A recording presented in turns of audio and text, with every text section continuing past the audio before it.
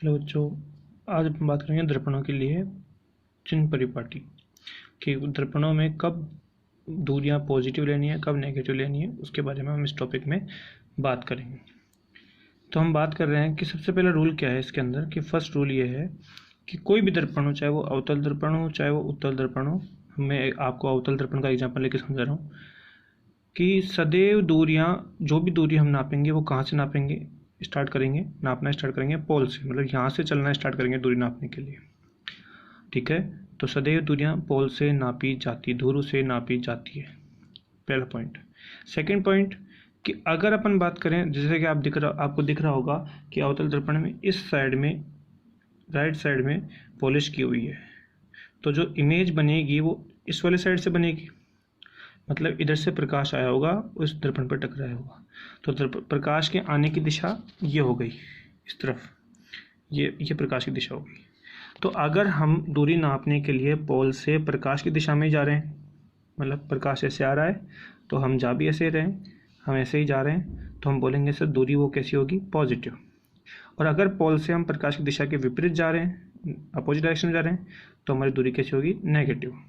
Same बात, कोई मान लीजिए कोई ऑब्जेक्ट है, वस्तु है, उसकी कोई ना कोई ऊंचाई होगी, ऊंचाई नापने के लिए मुख्य अक्ष से, पोल हमारा ये था मुख्य अक्ष पर, और हम बोलेंगे, अगर हम बोले कि सर हमें ऊंचाई नापने के लिए हमको किधर जाना पड़ रहा है, ऊपर की तरफ ध्रुव से, तो ऊपर की तरफ जाओगे ऊंचाई नापने के लिए, तो ऊंचाई कैसे लोगे, पॉजिटिव।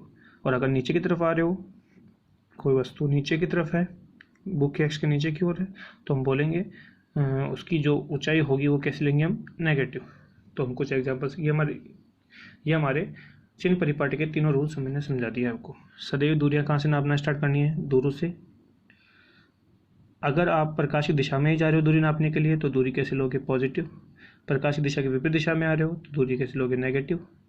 अगर आप मुख्य अक्ष से ऊपर की ओर जा रहे हो ऊंचाई नापने के लिए ध्रुव से, तो उसकी ऊंचाई कैसी होगी, पॉजिटिव। और अगर आप ध्रुव से नीचे की ओर आ रहे हो मुख्य अक्ष के, तो आप बोलोगे उसकी ऊंचाई नेगेटिव होगी। तो एक एग्जाम्पल मैं लेके समझा रहा हूँ आपको।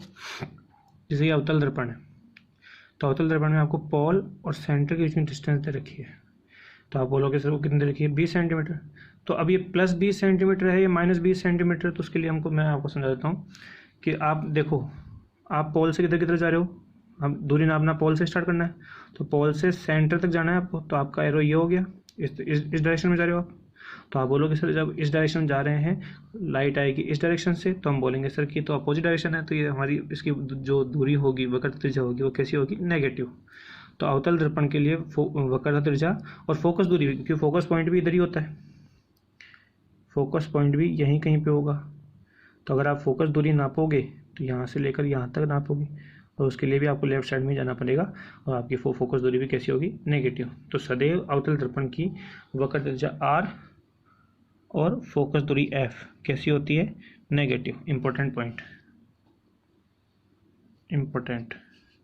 अवतल दर्पण की r एंड f, वक्रता त्रिज्या और फोकस दूरी दोनों क्या होती है, नेगेटिव। ऐसे अगर मैं उत्तल दर्पण की बात करूँ, तो अगर मैं बात करूँ सर लाइट आएगी इस डायरेक्शन से आएगी, देखो इधर तो पॉलिश की हुई है ना, तो इधर से आएगी लाइट। जैसे इस एग्जांपल में आपको P और F के बीच की डिस्टेंस दे रखी है 4 सेंटीमीटर, कौन सा दर्पण है ये, उत्तल। तो आप बताओ, आपको जब जाना है P से स्टार्ट करना है और जाओगे आप F की डायरेक्शन में, ठीक है। तो इस वाले अपन को एग्जाम्पल में दिख रहा है पोल और फोकस बिंदु के बीच की दूरी 4 सेंटीमीटर रखी है, और हमको जाना राइट साइड में, लाइट की डायरेक्शन में, तो इसकी जो फोकस दूरी है, ये फोकस दूरी होगी, ये फोकस दूरी कैसी होगी, पॉजिटिव, 4 सेंटीमीटर प्लस में, और सही है आंसर। ऐसे अगर मैं ऊंचाई की बात करूँ, तो देखो आप, ये ऑब्जेक्ट दे रखी है आपको, और उसकी ऊंचाई आपको 10 सेंटीमीटर दे रखी है, तो हमको पता है आपको पोल से किधर किधर जाना पड़ेगा, ऊपर की तरफ, तो हम बोलेंगे सर उसकी ऊंचाई कैसी होगी, पॉजिटिव, 10 सेंटीमीटर। ऐसे अगर नीचे की तरफ दे रखा है, जैसे दे रखा है 6 सेंटीमीटर, और जाना है पोल से नीचे की तरफ, तो हमारी ऊंचाई कैसी होगी, नेगेटिव, माइनस का 6 सेंटीमीटर। तो एक बात इस टॉपिक से हमको ये समझ में आई कि सदैव अवतल दर्पण की R एंड F नेगेटिव होती है।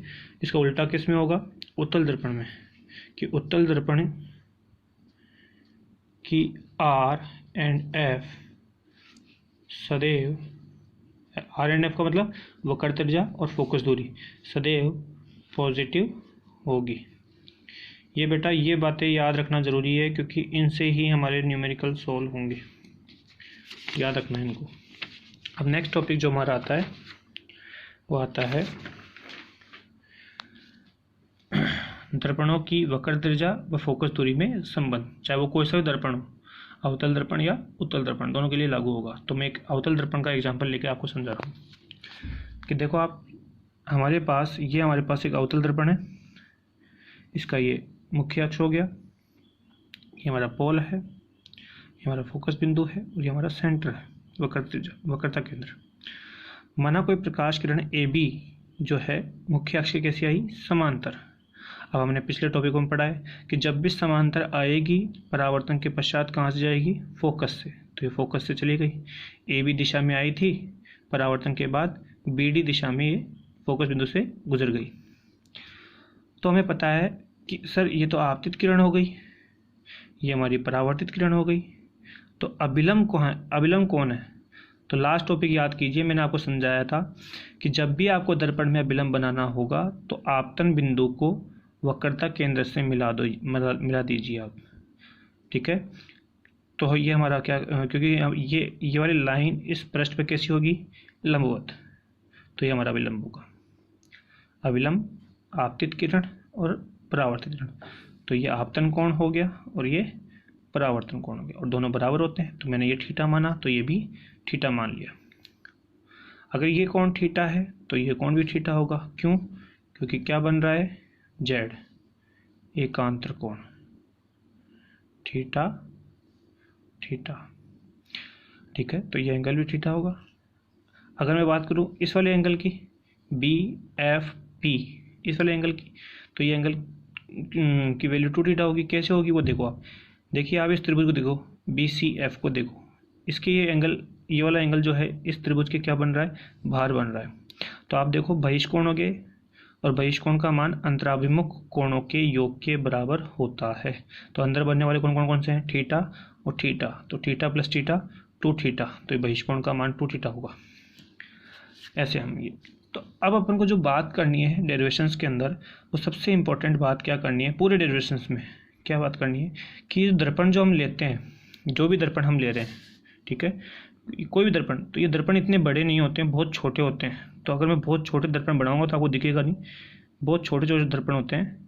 तो ये लाइन जो आपको दिख रही है ना, ये पोल और ये पॉइंट मैं बनाऊँ, तो ये लाइन जो दिख रही है, ये लाइन आपको घूमती हुई नहीं दिखेगी, ऐसे वक्र ऐसे नहीं बनेगा इसका, ऐसे वक्र नहीं बनेगा इसका, ठीक है, क्योंकि बहुत छोटा दर्पण है तो ये आपको लाइन सीधी दिखाई देगी। एक एग्जांपल लेके दिखाता हूँ आपको मैं, जैसे मान लीजिए ये सर्किल है, तो यहाँ पे अगर मैं एक पॉइंट यहाँ ले लूँ और एक पॉइंट यहाँ ले लूँ तो आपको ये लाइन घूमती हुई दिख रही है, बोला हाँ।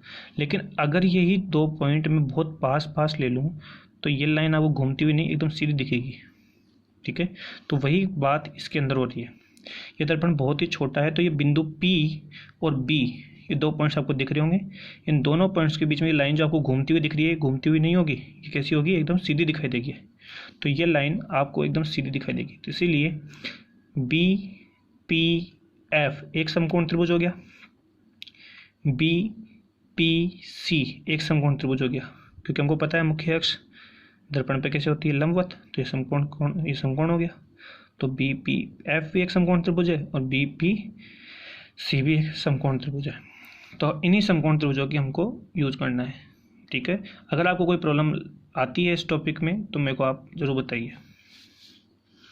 तो हम पहले समकोण त्रिभुज ले रहे हैं बी पी सी, समकोण त्रिभुज बी पी सी में एंगल बी पी सी, ये हमारा तो इसमें एंगल कौन सा है हमारे पास, theta, B P C angle इसमें थीटा है। समकोण त्रिभुज मानना है इसको, ठीक है। ये आपको घूमती हुई दिख रही है, ठीक है, क्योंकि हमने ये जो दर्पण बनाया है वो बड़ा बनाया है, जबकि होता नहीं इतना, तो हम दोनों पॉइंट पास में होंगे तो ये लाइन आपको सीधी दिखाई देगी। तो बी पी सी समकोण त्रिभुज बी पी सी में हमने एंगल हमारे पास थीटा है, तो हम लेंगे tan थीटा। tan थीटा क्या होता है, लंब बटे आधार।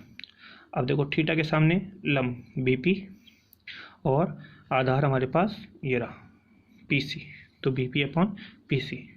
अब जब मैंने आपको बताया ये बहुत छोटा है द्वारक, इसका द्वारक बहुत छोटा है, दर्पण बहुत छोटा है, तो इसका कोण जो ये बन रहे हैं थीटा थीटा थीटा 2 थीटा, ये सभी क्या होंगे, अल्प होंगे कोण, ठीक है। तो कॉन थीटा अल्प होगा, और आपको पता होना चाहिए कि जब कॉन थीटा अल्प होगा तो टेन थीटा की वैल्यू लगभग थीटा होती है, तो इसकी जगह मैं टेन थीटा की जगह क्या लिख दूंगा, theta. Theta equals to B P upon P C, equation number second. इसी प्रकार एक मैं त्रिभुज लूँ बी पी एफ, ठीक है।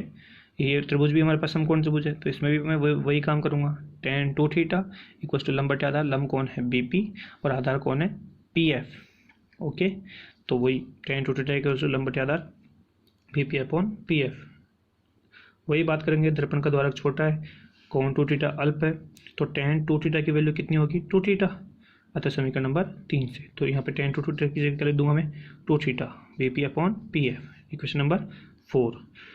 तो इस प्रकार हमारे पास थीटा की वैल्यू भी आ गई और टू थीटा की वैल्यू भी आ गई। तो मैं यहाँ से थीटा की वैल्यू यहाँ रख दूंगा, ये थीटा यहाँ पे दिख रहा है आपको, यहाँ पे थीटा की वैल्यू रख दूंगा समीकरण 2 और 4 से। तो देखो आप,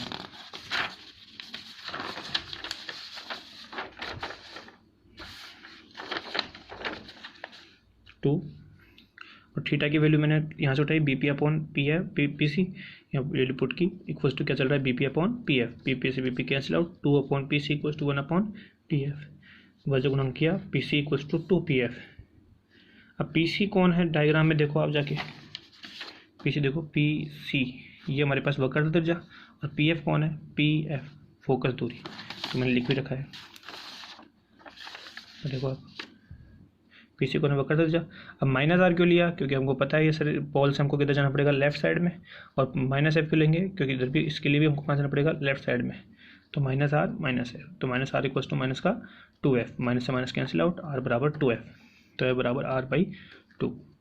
चाहिए याद रखो, चाहिए याद रखो।